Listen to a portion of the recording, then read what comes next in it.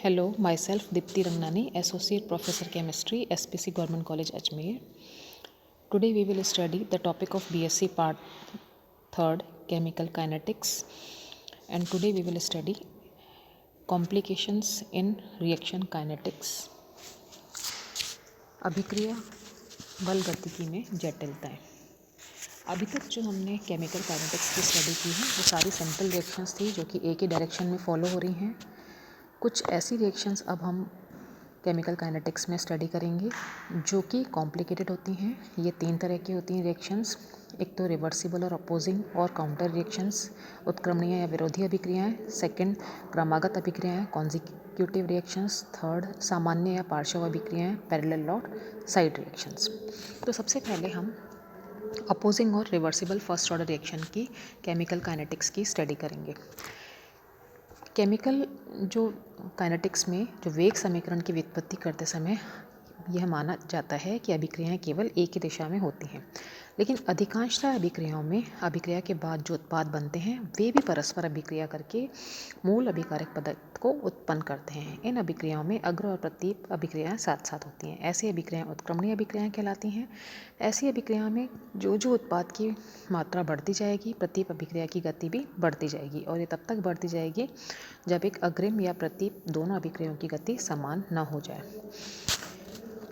First reaction जिसका example opposing reaction का है, जिसमें कि अमोनियम थायोसाइनेट यूरिया में परिवर्तित हो रहा है, जैसा कि इसमें दिखाया गया है। इसमें अमोनियम थायोसाइनेट रिएक्टेंट है फॉरवर्ड डायरेक्शन में होने वाली अभिक्रिया के लिए, और यूरिया इसमें प्रोडक्ट है। और बैकवर्ड डायरेक्शन में जो अभिक्रिया हो रही है उसमें यूरिया रिएक्टेंट है और अमोनियम साइनेट प्रोडक्ट है। फॉरवर्ड डायरेक्शन का जो रेट कांस्टेंट है वो K1 है, बैकवर्ड डायरेक्शन का रेट कांस्टेंट K1 डैश है।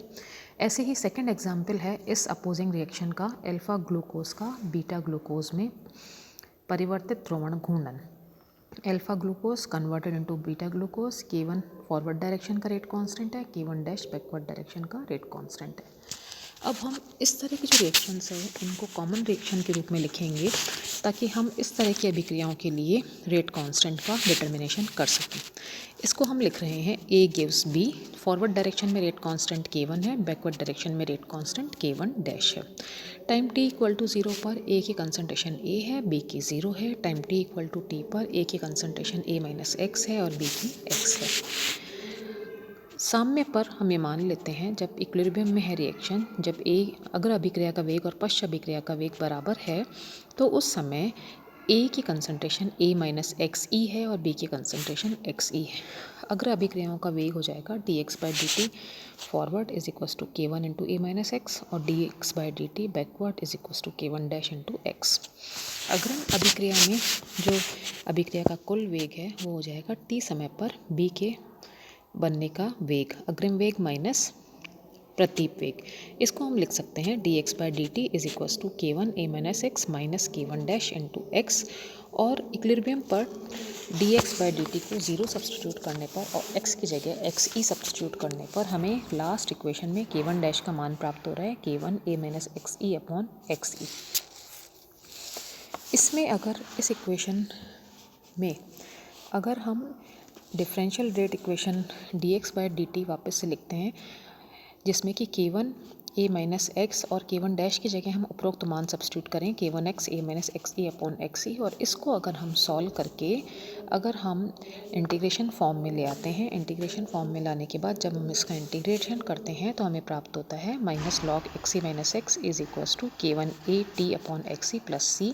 और C एक कांस्टेंट है जिसका मान ज्ञात करने के लिए हमें लिमिटिंग कंडीशंस लगानी पड़ेंगी। टाइम t इक्वल टू 0 पर x इक्वल टू 0 तो C की वैल्यू आ जाएगी माइनस लॉग एक्स ई, और ये वैल्यू अगर हम सब्सटीट्यूट करें तो हमारे पास इक्वेशन बन जाएगी log x E upon x e minus x is equals to K1 A upon x e into t, और K1 का मान निकालेंगे हम x E upon a t log x E upon x e minus x. ठीक है, अब हम इस इक्वेशन को अगर हमें यह वैल्यू निकालनी हो K1 प्लस K1 डैश की वैल्यू क्या होती है, इसको निकालने के लिए हम इक्वेशन लेंगे K1 A minus x is minus K1 dash x is equals to 0।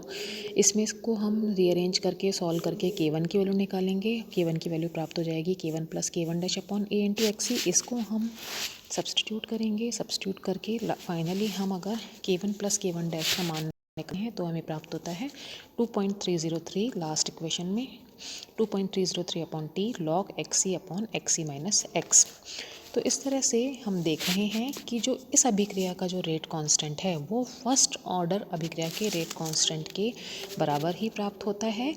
वहाँ पर K1 होता है, यहाँ पर K1 प्लस K1 डैश होता है। तो दोनों अभिक्रियाएं सिमिलर हैं, फर्स्ट ऑर्डर रिएक्शन और फर्स्ट ऑर्डर अपोजिंग रिएक्शंस। तो अब हम इसी तरह की कॉम्प्लिकेटेड रिएक्शन की सीरीज़ में सेकंड रिएक्शन पढ़ते हैं। क्रमागत प्रथम कोटि की अभिक्रियाएं हैं या कॉन्जिक्यूटिव और successive first order reactions. Consecutive reactions का मतलब यह है कि ए अगर रिएक्टेंट है और अगर वो रिएक्टेंट बी प्रोडक्ट में कन्वर्ट हो रहा है तो बी जो है वो दूसरे अभिक्रिया के लिए रिएक्टेंट बन करके सी प्रोडक्ट में कन्वर्ट हो रहा है। तो इस तरह की जो रिएक्शन जो लगातार होती हैं उन्हें हम कॉन्जिक्यूटिव रिएक्शंस कहते हैं। इसको हम लिख सकते हैं A gives B gives C. Time T equal to 0 पर ए की concentration A moles per litre है, बी की 0 है, सी की 0 है। Time T equal to T पर ए की concentration x mole per litre, B की concentration y mole per litre, सी की कंसंट्रेशन जेड मोल पर लीटर रह जाती है। तो हम टोटल कंसंट्रेशन लिख सकते हैं A is equals to X plus Y plus Z. इसमें अगर हम ए, यहाँ पर ए लगातार लुप्त होगा है ना, तो ए के लुप्त होने का वेग हो जाएगा minus D x by D T is equals to K one X. B बनेगा, बी के बनने का वेग होगा plus D Y by D T is equals to K one X minus K one dash Y.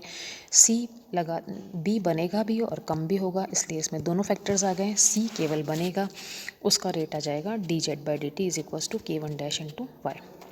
इन तीनों इक्वेशंस को अगर हम सॉल्व करते हैं तो सॉल्व करने पर x की कंसंट्रेशन निकालते हैं तो x की कंसंट्रेशन आ जाएगी a e to the power minus k1 t। y की कंसंट्रेशन निकालें तो y की कंसंट्रेशन आ जाएगी y is equals to k1 a upon k1 dash minus k1 e to the power minus k1 t minus e to the power minus k1 dash t। और अगर हम z की concentration निकालते हैं तो आती है a minus A e to the power minus k1 t minus k1 a upon k1 dash minus k1 e to the power minus k1 t minus e to the power minus k1 dash into T प्राप्त होती है। इसी तरह से अगर हम third, इस तरह के जो रिएक्शन के एग्जांपल्स हैं वो है इथिलीन ऑक्साइड का विघटन। इथिलीन ऑक्साइड का विघटन होगा एसिटाल्डिहाइड में और एसिटाल्डिहाइड का विघटन होगा मीथेन और कार्बन मोनोऑक्साइड में। ऐसे ही हम थर्ड रिएक्शंस पढ़ रहे हैं, पैरेलल और साइड रिएक्शंस। ये रिएक्शंस जिसमें कि मेन रिएक्शन के साथ साथ साइड रिएक्शन भी होती हैं। जैसे एक रिएक्टेंट है ए, मेन रिएक्शन इसकी में ये प्रोडक्ट बना रहा है बी जो कि 80% प्रोडक्ट है, साइड रिएक्शन ही में प्रोडक्ट बनाता है सी जो कि 20% प्रोडक्ट प्राप्त होता है। मेन रिएक्शन का रेट कांस्टेंट K1 है और साइड रिएक्शन का रेट कांस्टेंट K1 डैश है। तो इस वाली जो इक्वेशन है उसमें ए के कम होने का वेग है minus D x by D t, B और सी के बनने का वेग है plus d x by D t, B के बनने का वेग d Y by D t है और सी के बनने का वेग d Z by D t है। इसलिए हम इसको लिख सकते हैं d x by D T is equals to d Y by D t plus d Z by D t. D x by D T is equals to K1 plus K1 dash a minus x. और इसको हम integrated form में इस तरह से लिख सकते हैं, इंटीग्रेटेड फॉर्म में हम लिख सकते हैं K1 plus K1 dash is equals to 2.303 upon t log a upon a minus x. तो इस तरह से हम प्रथम कोटि की 3 रिएक्शंस पढ़े हैं। कॉम्प्लिकेटेड रिएक्शंस में कौन कौन सी रिएक्शंस हैं? सबसे पहले अपोजिंग रिएक्शन, दूसरी कॉन्जिक्यूटिव रिएक्शन और तीसरी पैरेलल रिएक्शन। इसी तरह से आज ये हमारा केमिकल काइनेटिक्स का टॉपिक यहीं पर समाप्त होता है। Thank you.